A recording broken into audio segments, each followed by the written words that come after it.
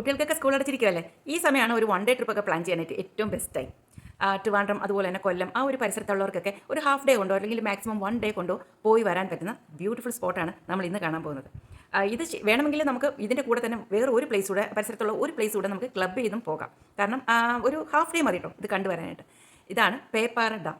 വളരെ under rate ചെയ്തിട്ടുള്ള ഒരു ടൂറിസ്റ്റ് സ്പോട്ടായിട്ടാണ് എനിക്ക് പേപ്പാറ ഡാം പോയി കഴിഞ്ഞപ്പോൾ തോന്നിയത്. കാരണം അത്രയ്ക്ക് ബ്യൂട്ടിഫുള്ളാണ്. ഒരു ഒത്ത കാടിൻ്റെ നടുവിൽ ഒരു മനോഹരമായിട്ടുള്ളൊരു ഡാം. അവിടെ ചെന്നപ്പോൾ ഈ ഡാം മാത്രമല്ല, ആ കാടിൻ്റെ ഉള്ളിൽ ഒരു സർപ്രൈസ് കൂടെ എനിക്ക് കാത്തിരിപ്പുണ്ടായിരുന്നു. ഞങ്ങൾ ഇപ്രാവശ്യം പോയപ്പം അവിടെ ഒരു വൺ ഡേ സ്റ്റേ ഉണ്ടായിരുന്നു. ആക്ച്വലി അതിൻ്റെ ആവശ്യമില്ല, എന്നാലും ആ ഒരു കാടിൻ്റെ നടുവിലുള്ള ഒരു നൈറ്റ് എക്സ്പീരിയൻസ് ചെയ്യാൻ വേണ്ടിയിട്ട് മനഃപൂർവ്വം അവിടെ ഒന്ന് സ്റ്റേ ചെയ്യണമെന്ന് തോന്നിയതാണ്. അവിടെ 2 ഇൻസ്പെക്ഷൻ ബംഗ്ലാവ് ഉണ്ട്, ഒന്ന് വാട്ടർ അതോറിറ്റിയുടെ, ഒന്ന് ഫോറസ്റ്റിൻ്റെ. ഞങ്ങൾക്ക് സ്റ്റേ അലോട്ട് ചെയ്ത് കിട്ടിയത് ഫോറസ്റ്റിൻ്റെ ഇൻസ്പെക്ഷൻ ബംഗ്ലാവാണ്. അത് ഈ ഡാമിൻ്റെ റിസർവോയറിനോട് ചേർന്നാണ്. വളരെ ബ്യൂട്ടിഫുൾ ആയിട്ടുള്ള ഒരു സ്റ്റേ ആയിരുന്നു. അതൊരു വല്ലാത്തൊരു എക്സ്പീരിയൻസും ആയിരുന്നു. അപ്പോൾ നമുക്ക് പേപ്പാറ ഡാമിൻ്റെയും അതിൻ്റെ പരിസര പ്രദേശങ്ങളിലെയും വിശേഷങ്ങളെല്ലാം ഒന്ന് കണ്ടിട്ട് വരാം. തിരുവനന്തപുരം ജില്ലയിലെ വിതരയ്ക്ക് സമീപമുള്ള ആര്യനാട് ഗ്രാമപഞ്ചായത്തിലാണ് ഈ പേപ്പാറ ഡാം. ഈ ഡാം നമ്മുടെ കരമനയാറിന് കുറുകെയാണ് നിർമ്മിച്ചിരിക്കുന്നത് കേട്ടോ. തിരുവനന്തപുരത്ത് നിന്ന് ഏകദേശം ഒരു 45 കിലോമീറ്ററേ ഉള്ളൂ കേട്ടോ ഇവിടേക്ക്. ഇത് ഈ ഗ്രീൻ ബിൽഡിംഗ് കണ്ടില്ലേ, ഇവിടെ വെച്ച് ഞങ്ങൾക്കൊന്ന് വഴി തെറ്റി. ഇവിടെ നിന്ന് ലെഫ്റ്റിലേക്ക് തിരിഞ്ഞു പോയ പൊടിയക്കാല ട്രൈബൽ സെറ്റിൽമെൻ്റ് ആണ്. ശരിക്കും അങ്ങോട്ടല്ല പോകേണ്ടത്, നമുക്ക് നേരെ തന്നെ പോകേണ്ടത്. പോകുന്ന ഈ വഴി തന്നെ ഭയങ്കര രസമാണ്. നിങ്ങൾ തുടക്കത്തിൽ ശ്രദ്ധിച്ചില്ലേ, അത് ചെറിയൊരു കാടായിരുന്നു. ഇപ്പോൾ ദേ നോക്കി, നല്ല ഡെൻസ് ഫോറസ്റ്റിൻ്റെ അകത്തേക്ക് ഇങ്ങനെ കയറി പോകുന്ന ഒരു ഫീലാണ്. അതിൻ്റെ ഇടയ്ക്കൊക്കെ റോഡ് സൈഡിൽ ശരിക്കും ആനപ്പിണ്ടങ്ങളൊക്കെ കിടപ്പുണ്ട് കേട്ടോ. ഏർലി മോർണിംഗിലൊക്കെ ഈ മൃഗങ്ങൾ കാട്ടിൽ നിന്ന് ഈ റോഡിലേക്കൊക്കെ ഇങ്ങനെ സാധാരണ തന്നെ എപ്പോഴും ഇറങ്ങി വരാറുണ്ടെന്നാണ് ആളുകൾ പറഞ്ഞത്. ഇതാണ് പേപ്പാറ ഡാമിൻ്റെ എൻട്രി. വളരെ നല്ല വിശാലമായ ഒരു പാർക്കിംഗ് ഏരിയ ഉണ്ട് കേട്ടോ. ഇവിടെ എൻട്രി ഫീ ഒന്നുമില്ല. നമ്മുടെ ഫോൺ നമ്പറും ഡീറ്റെയിൽസൊക്കെ ഇവിടെ കൊടുക്കണം. എൻ്റെ സൈഡിലൊക്കെ കാണുന്നതൊക്കെ അവിടുത്തെ വർക്കേഴ്സിൻ്റെ ക്വാർട്ടേഴ്സാണ്.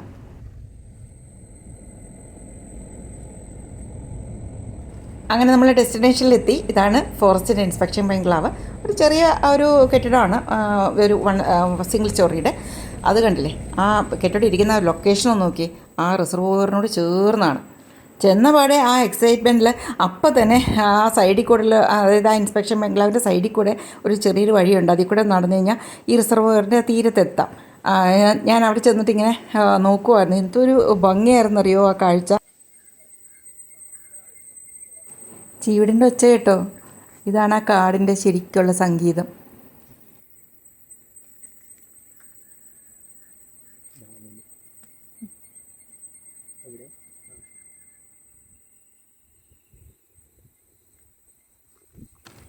വെള്ളത്തിൽ നിൽക്കുന്ന ഈ മരങ്ങൾക്ക് ഇലയോ അങ്ങനെയൊന്നുമില്ല കേട്ടോ, നല്ല ഉണങ്ങിയ മരങ്ങളാണ്. പക്ഷെ അതിനും ഉണ്ട് ഒരു പ്രത്യേക ഭംഗി.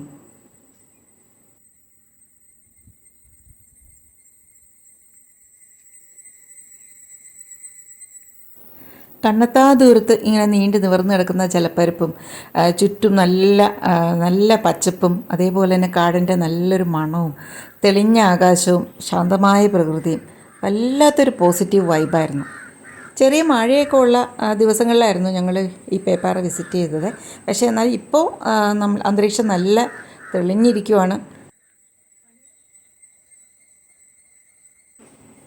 ഇവിടെ വന്നു കഴിഞ്ഞാൽ പിന്നെ നമുക്ക് വേറെങ്ങും പോയില്ലേലും കുഴപ്പമില്ല. ഇതിൻ്റെ ഫ്രണ്ടിൽ ഇങ്ങനെ ഇരുന്ന് ഇങ്ങനെ നോക്കി എത്ര നേരം വേണമെങ്കിലും, എത്ര മണിക്കൂറുകൾ വേണമെങ്കിലും നമുക്കിവിടെ ഇങ്ങനെ ശാന്തമായി വെറുതെ ഇരിക്കാം. മനസ്സ് വളരെ ശാന്തമാവും.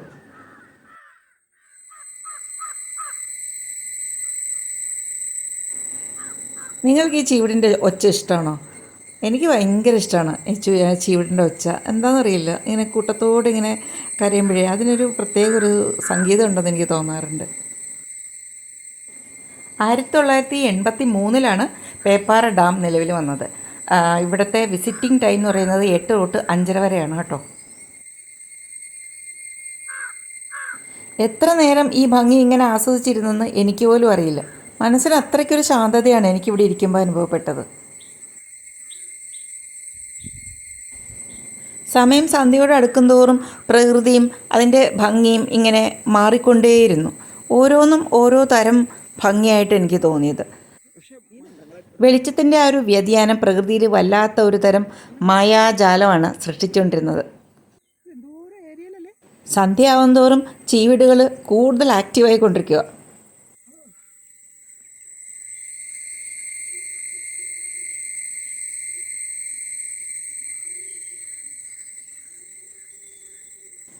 ഈ ഇൻസ്പെക്ഷൻ ബംഗ്ലാവിന് ചുറ്റും ചെറിയൊരു പൂന്തോട്ടമുണ്ട്. അവിടെ തന്നെ പല വർണ്ണങ്ങളിലുള്ള നിറയെ പൂമ്പാറ്റകളെയും അതുപോലെ തന്നെ മയിൽ, ചെറിയ ചെറിയ കുഞ്ഞു കുഞ്ഞു പക്ഷികൾ, അതേപോലെ തത്തകൾ, ധാരാളം തത്തകൾ, കുരങ്ങന്മാർ. നല്ല രസമാണ് അവിടുത്തെ സ്റ്റേ തന്നെ. ദേ ഇവനെ കണ്ടോ, രാവിലെ ചായ കുടിച്ചുകൊണ്ടിരുന്നപ്പം തൊട്ടടുത്ത് വന്ന ഒരു മയിലാണ്. തത്തകൾ കുറേ എണ്ണത്തിലേക്ക് ഫോട്ടോ കിട്ടിയത്. ഇത് പുറകിൽ ആ ഇൻസ്പെക്ഷൻ ബംഗ്ലാവിൻ്റെ പുറകിലൊരു മുളങ്കാടുണ്ട്. അതിൽ നിറയെ കുരങ്ങന്മാരായിരുന്നു. കുറേയൊക്കെ ഭക്ഷണമൊക്കെ ഇട്ട് കൊടുക്കും. അവർക്കറിയാം അവിടെ വരുന്നവരൊക്കെ ഇങ്ങനെ കൊടുക്കാറുണ്ട്. അപ്പം മനുഷ്യരുമായിട്ടൊക്കെ അത്ര വലിയ പ്രശ്നമൊന്നുമില്ല. എന്നാലും അധികം അടുപ്പിച്ചില്ല, കാരണം അവന്മാരൊരു ഗ്രൂപ്പുണ്ട്. ഇടയ്ക്കൊക്കെ തമ്മിൽ തന്നെ അടികൂടുന്നുണ്ടായിരുന്നു. ചെറിയ കുഞ്ഞു കുരങ്ങന്മാരും ഉണ്ടായിരുന്നു കേട്ടോ, അമ്മയുടെ നെഞ്ചിലിങ്ങനെ പറ്റി പിടിച്ചിരിക്കുന്ന. നല്ല രസമുണ്ടായിരുന്നു അതൊക്കെ കാണാൻ.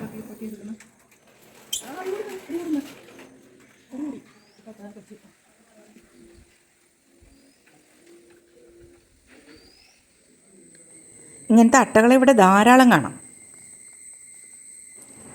ഇതിപ്പോൾ ഒരു 6-6:30 മണിയായിട്ടോ, നല്ല സന്ധ്യ. ഇവിടെ നിന്നുള്ള ആ ഒരു കാഴ്ചയുടെ ഭംഗി കണ്ടോ, എത്രത്തോളം ഇത് നിങ്ങൾക്ക് ആസ്വദിക്കാൻ പറ്റുന്നുണ്ടെന്ന് എനിക്കറിയില്ല. ക്യാമറയ്ക്ക് വളരെയധികം പരിമിതികളുണ്ട് എന്ന് മനസ്സിലാവുന്ന ചില സന്ദർഭങ്ങളാണ് ഇതൊക്കെ. പുറകിലങ്ങനെ നീണ്ടു നിവർന്ന് കിടക്കുന്നത് അഗസ്ത്യാർകൂടമാണ് കേട്ടോ.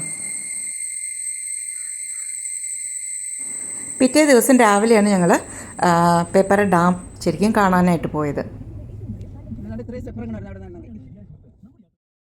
ദേ ഈ കാണുന്നതാണ് ഡാമിലേക്കുള്ള എൻട്രൻസ്. ഇതാണ് ഡാമിൻ്റെ മുകളിൽ നിന്ന് നോക്കുമ്പോൾ ഫുൾ വ്യൂ. ഇതൊരു ഭംഗിയാണെന്നറിയാവോ.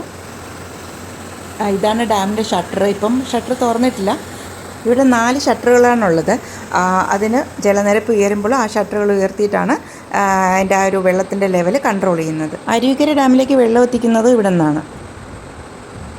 ഡാമിൻ്റെ ചുറ്റും നോക്കിയാൽ നിങ്ങൾക്ക് കാണാം, ശരിക്കും നല്ല തിക്കായിട്ടുള്ളൊരു ഫോറസ്റ്റ് ആട്ടോ. അതുകൊണ്ട് തന്നെ ധാരാളം വന്യമൃഗങ്ങളും പക്ഷികളും പിന്നെ ദേശാടന പക്ഷികളും ഒക്കെ ഉണ്ട് ഇവിടെ. ദക്ഷിണ കേരളത്തിലെ തേക്കടി എന്നാണ് ഈ പേപ്പാറ ഡാം അറിയപ്പെടുന്നത്.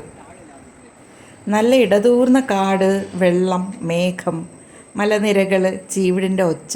എന്താ കോമ്പിനേഷൻ ശരിക്കും കേട്ടോ, ഒരു പെയിൻറ്റിങ് പോലെ തന്നെ മനോഹരമാണ്. ചെറിയ ചാറ്റൽ മഴയൊക്കെ ഉള്ളപ്പോഴാണ് സത്യം പറഞ്ഞാൽ ഇവിടെ വരാനായിട്ട് ഏറ്റവും ബെസ്റ്റ് ടൈം. കാരണം അല്ലെങ്കിൽ ഭയങ്കര വെയിലായിരിക്കും. പിന്നെ മഴ പെയ്യുമ്പോൾ നമുക്ക് ഈ കാടിന് കുറച്ചുകൂടെ ഭംഗി കൂടുന്നതായിട്ട് നമുക്ക് പലപ്പോഴും തോന്നാറുണ്ട് കേട്ടോ. ഇതാണ് ശരിക്കും മറുവശത്ത് നിന്ന് ഡാം തുറക്കുമ്പോൾ കാണുന്ന കാഴ്ച. സമ്മറിലാണ് നിങ്ങൾ വരുന്നതെങ്കിൽ ലഞ്ചൊക്കെ കഴിഞ്ഞിട്ട് ഉച്ചയ്ക്ക് ശേഷം വരാൻ നോക്കണം കേട്ടോ. കാരണം ഈ ഡാമിൻ്റെ അവിടെ ഭയങ്കര വെയിലാണ്. ഡാമിലെ ഷട്ടറുകളൊക്കെ ഉയർത്തുന്ന എക്യുപ്മെൻറ്റ്സ് ആണ് കേട്ടോ ഇവിടെ നമ്മൾ ഈ കാണുന്നത്. ഡാമിൻ്റെ താഴെ KCBയുടെ ഒരു മിനി ഹൈഡ്രോ ഇലക്ട്രിക് പ്രോജക്റ്റ് ഉണ്ട്. 3 മെഗാവാട്ട് ടർബൈൻ ഉപയോഗിച്ചിട്ട് ഇലക്ട്രിസിറ്റിയും ഇവിടെ പ്രൊഡ്യൂസ് ചെയ്യുന്നുണ്ട്.